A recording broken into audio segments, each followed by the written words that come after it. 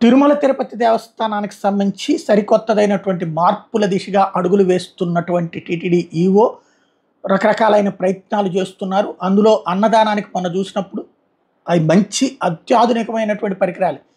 But ఆ పరికరాలు వచ్చాక మళ్ళీ అప్డేట్ అయ్యి ఉంటాయి కదా. అట్లాగే ఆహారానికి సంబంధించిన నాణ్యత పెంచడంతో పాటుగా వేగం పెంచేటటువంటిది, అట్లాగే మరికొంతమందికి అన్నదానం అందేటటువంటి కాన్సెప్ట్కి సంబంధించి ప్రయత్నం ప్రారంభించారు. అప్పటి నుంచి తాజాగా ఇవాళ గోకులం హాల్లో, కాన్ఫరెన్స్ హాల్లో ఒక మీటింగ్ ఏర్పాటు చేశారు. దీంట్లో టీటీడీ తరపున రివ్యూ చేశారు.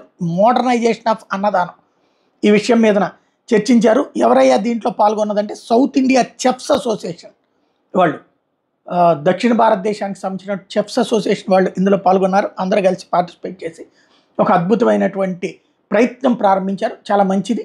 అన్నదానాన్ని మరింత ఏదైతే డెవలప్డ్ ఎక్విప్మెంట్ని వాడితే ఇంకా మంచిదే.